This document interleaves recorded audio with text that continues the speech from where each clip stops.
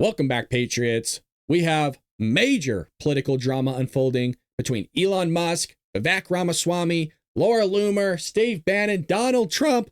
Everybody's getting into the mix here from the right-hand side of the aisle, and it's all surrounding Elon Musk's post about bringing in top-tier talent, specifically engineers from around the world, to fill certain positions, utilizing the H-1B visa process. And the right did not like this, and everything went unhinged over the last 24 hours. A lot took place, and I want to bring some clarity to this whole issue. Well, there's a little bit of a backstory on how this fire kind of started. And some are saying it took place last Sunday, where Trump named venture capitalist Shahram Krishnan as his artificial intelligence policy advisor.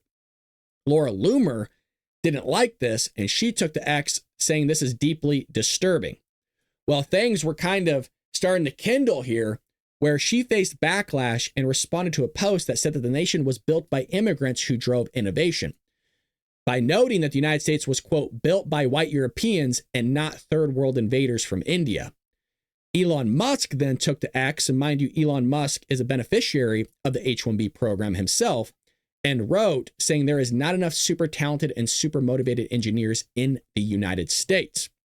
Well, he then clarified himself days later, specifically in the last 24 hours, and saying, I'm referring to bringing in via legal immigration the top 1%, 0.1% rather, of engineering talent as being essential for keeping America at the top, keeping America winning. And he kind of correlated it with an analogy of bringing in top tier talent in the NBA to America's team. Thinking of America as a pro sports team that has been winning for a long time and wants to keep winning is the right mental construct. Well, with that clarification, you had CNN talking about this whole spiel, and they actually had a decent panel, believe it or not. I know that's a miracle with me saying something about CNN that's actually positive, but here is a few of these panelists commenting on this whole drama that's been unfolding within the last 24 hours. I should start by saying Elon Musk is right about the nature of the problem, that there is a problem with high-tech skills in the United States. His solution is to immigrate more of these people, and that has got him on the outs with a lot of people on the right in Trump's coalition who say Trump, he ran on this idea of cracking down on immigration and also building up American workers, not foreign workers. Right, and I think that this issue, like so many that I expect we're going to see in the next few years, really illustrates the gap between these two blocks in the Trump coalition. I would put tech bros and Wall Streeters in one corner and the MAGA folks in the other corner, and there is going to be this juxtaposition. Now, I think that you can actually have it both ways. I mean, there is a way to crack down on illegal immigration. Agreed. Secure the border, those things a lot of people are for. And also make it easier for high-skilled immigrants to get into this country. Because the fact of the matter is, and I think folks on both sides would say, there are a lot of labor shortages that are actually the biggest problem to growth, productivity, and really the future of the country. And that is going to require more immigration. It's always been America's benefit, value add, particularly compared to Europe or a lot of other places in the country. It's why we have had historically higher growth. Yeah, I mean, I'm curious. She is correct here regarding everything she said, and this idea that they are disjoint just isn't true. And that's one of the main pushbacks I would like to make on the right. Mind you, I'm somebody on the right. I voted for Donald Trump 3 times. I'm a registered Republican, fiscal conservative at heart. But she's not wrong here in this whole idea that we have voids to fill and that you can figure out the southern border and still bring in top tier talent that wants to assimilate into the country in some way, shape, or form. Granted, H-1B visas are, kind of short term to fill in some void. But if you can't fill it with American talent, you got to find somewhere else to get the talent from. And I hate to say it, and we'll get into this in just one moment, Americans are not performing. In the first time in a century, we've dropped in IQ. And that's kind of brought up a little bit here, just a little bit before we get into it, by Vivek himself, where he then took to X and said the reason top tech companies often hire foreign-born and first-generation engineers over Native Americans isn't because of an innate American IQ deficiency, which is there, by the way, a lazy and wrong explanation. A key part of it comes down to the C-word culture. Tough questions demand tough answers. And if we really want to be serious about fixing the problem, we have to confront the truth. Our American culture has been basically venerated mediocrity over excellence for way too long, at least since the 90s and likely longer. That doesn't start in a college. It starts young. And he's correct here. A culture that celebrates the prom queen over the math Olympiad champ or the jock over the valedictorian will not produce the best engineers. A culture that venerates Corey from Boy Meets World or Zach and Slater over Screech in Saved by the Bell or Zephron on Steve Urkel rather, in Family Matters will not produce the best engineers. And he's talking about this idea that as an American culture, we haven't made those that want to be engineers or in the STEM field kind of a top priority. And we make fun of them in our culture to the point where people don't want to strive to be those very things. And that's what's been going on for the last 3-4 decades now at this point in our country. So much so that where other countries actually value that culture, value those STEM positions, well, now they're outperforming us here in the United States. And somebody that's an educator, I 100% see that, where we have a lack of motivation. We want everything handed to us, which we'll get to in one moment by somebody else's tweet that Elon Musk and others have reposted. And that now we just want things given to us rather than working for them, which brings in that whole meritocracy aspect, which brings in the whole culture aspect, which brings into the fact that we need to fill these positions, and Americans aren't rising up to the occasion to fill those positions. Fact, I know multiple sets of immigrant parents in the 90s who actively limited how much their kids could watch those TV shows precisely because they promoted mediocrity, and their kids went on to become wildly successful STEM graduates. There also is a conversation that firstborn generation youth end up even outperforming their brothers and sisters that are born at later times through you'll see that through Thomas Sowell's Discriminations and Disparities in Economics book, those types of novels or reads. More movies like Whiplash, fewer reruns of Friends, more math tutoring, fewer sleepovers, more weekend science competitions, fewer Saturday morning cartoons, more books, less TV, more creating, less chilling, more extracurriculars, less hanging out at the mall. Look, I know people don't like it, but he's actually correct here. And we have Scott Jennings commenting on this very tweet that we just read regarding what Elon Musk, rather, I should say, Vivek Ramaswamy said, forgive me. Sounds a little embittered, maybe. Is it American culture that's the problem? Somebody got stuffed in a locker. I'm not going to say who. Look, I think there's a way to solve this and talk about this that doesn't denigrate all of American culture. I mean, I'm now understanding more and more how he got 100 votes in Iowa or whatever it was he got during the Iowa caucus. The reality is, and Elon, by the way, clarified or further explained his position later and was talking about saying, I want to bring in the top 0.1% of engineering talent from around the world. It's like bringing in a Jokic or a Wembyana to help your whole team if you want to make a comparison to the NBA. So I think we can bring in the absolute top talent from around the world and at the same time not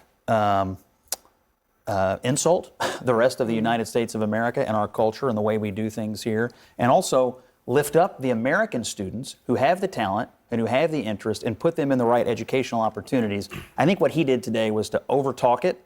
A lot of MAGA people are not happy. A lot of Republicans are not happy. And this is why Donald Trump's in the Oval Office, and he's saying something volunteer. That a lot of people apparently believe, that it's about like the jocks being celebrated, the football stars being celebrated, and not the nerds. It also challenges.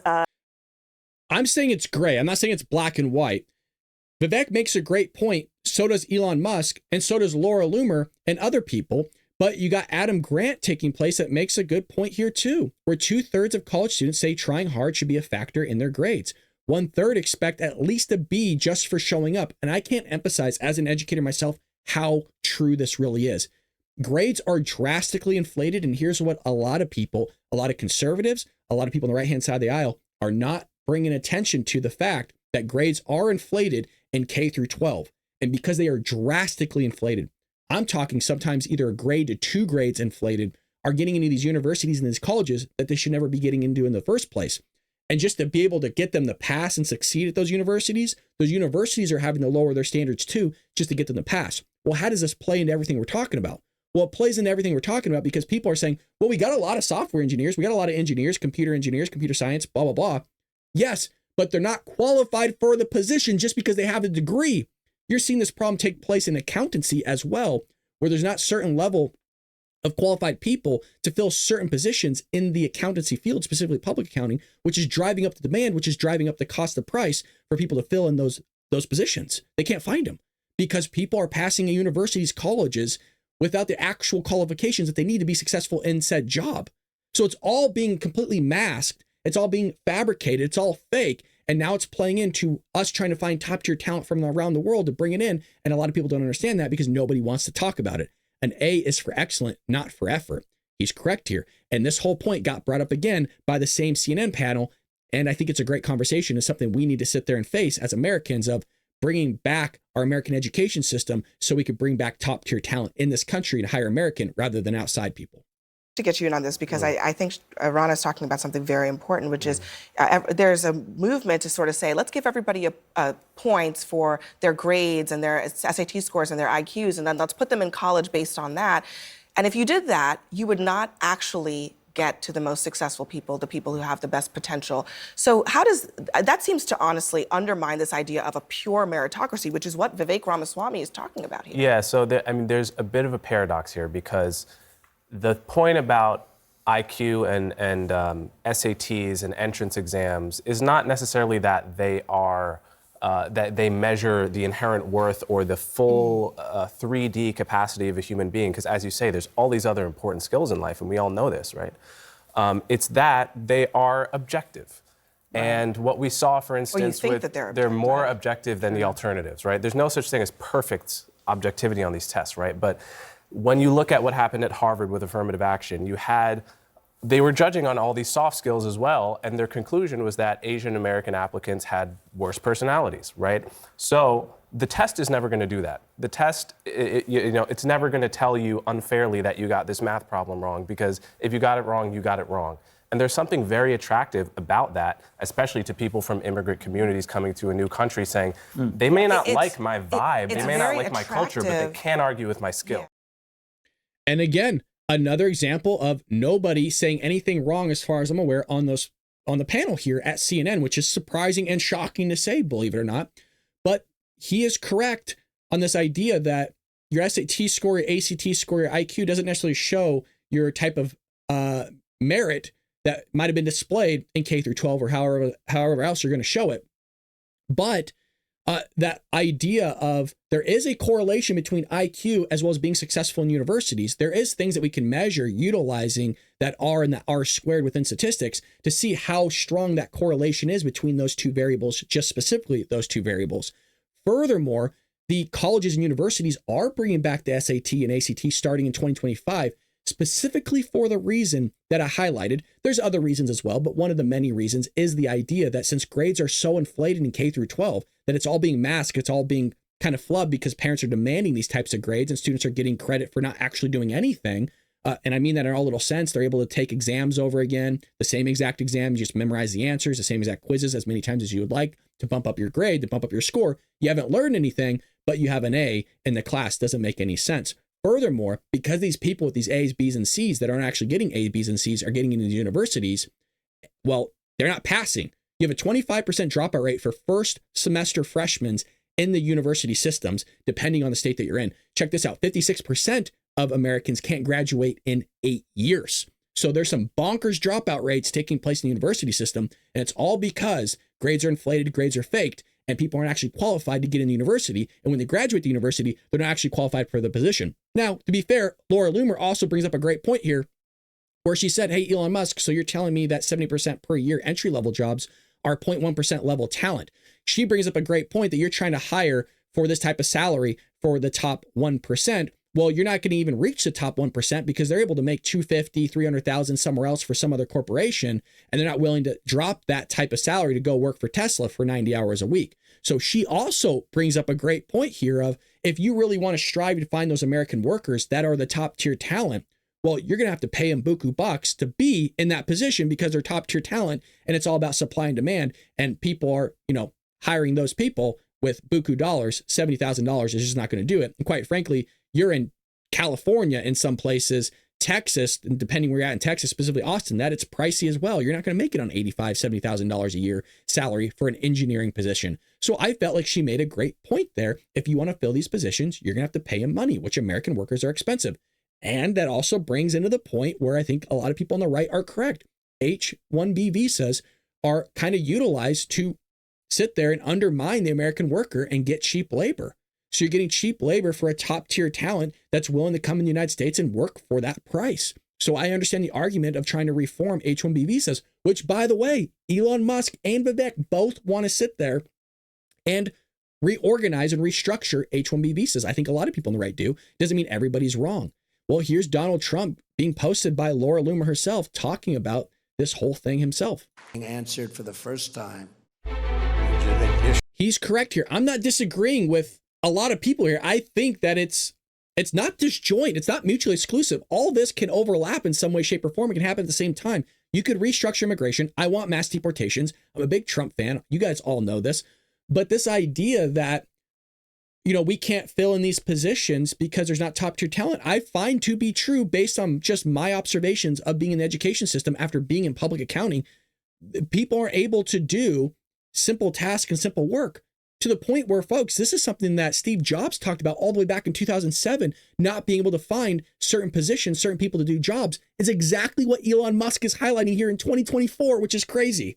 You're talking almost 20 years later, you have two smart people running two major corporations that are trying to look for the exact same thing and have been saying for the last 20 years that we're not able to find it in America. And the reason for that is, one, people don't want to work for it. We don't highlight those things. Everybody wants to be an influencer. Everybody wants to be a TikToker. Everybody wants to be an actress. They want to be all these things. And we don't highlight that cultural aspect that Vivek's talking about of wanting to be an engineer. Well, here's the other side of the coin that a lot of people are losing their lids over. Allegedly, Musk removes verification from its critics, which goes against Musk's brand of free speech. Now, people are still able to use X. I want to be clear here, but the verification aspect was removed. Now, is this a glitch? Is this a software problem? This happened last night and still hasn't been fixed. So recent activities on X indicate that several conservative influencers have had their verification badges removed and their content's visibility reduced following public criticisms of Elon Musk's stance on H-1B visas. This has sparked accusations of retaliation and censorship from those affected, highlighting a potential conflict between Musk's advocacy for free speech and his management of content on the platform. Now, I don't know how much of this is actually censoring speech. And what I mean by that is I don't know if certain platforms are being shadow banned, like we've seen with my platform here on YouTube or X, where I have 67,000 subscribers and I get an average about 50 to 100 views per video, which doesn't make logical sense. When I had 50 to 100 views per video when I had 1,000 subscribers, I've grown 67 times that, and well, nothing's changed. I don't know if that's taking place here, but it is true that people are removing their check marks, and I saw that with Laura Loomer's X page last night, and she wasn't even able to resubscribe. They weren't even going to take her money. Now, one of the conversations was, well, there are some people that are getting their X pages paid for. Their subscription is going to be paid for on behalf of X or somebody else. So was it removed because of that? Or was there a software glitch? Or was there something actually nefarious going on? Nobody really knows. The reason why I thought at first it was a software glitch was because there's a lot of people that are having their X, their trademark on their account, their X accounts removed, their verification, and they had nothing to even do with this. So who knows what's really taking place here? But for example, conservative with the American flag, all of our influencers have now lost verification status as well as our own page. Our brand did nothing. We spoke out against HB1 visas, and it appears that Elon Musk intentionally shut us down. Is this the new status quo for America's most free social media platform? There is major backlash going on here to the point where I know you can't see it, but it is trending currently where Musk removes verification from critics. Elon Musk faced backlash for account restriction on X. A lot is going on here regarding this whole thing, and people, folks, are just not happy. But I want to bring some clarification here of, hey, I think a lot of people make some great points. And this is the discussion that we want to see within America, where we're all part of the right-hand side of the aisle, whether conservative, Republican, doesn't matter. MAGA supporters are kind of all lumped together. And that we're able to have these discussions and debate one another on this discussion to figure out who's right and who's wrong. Whereas if you notice on the left, they just band together on their own crazy ass ideas and they just go along with it.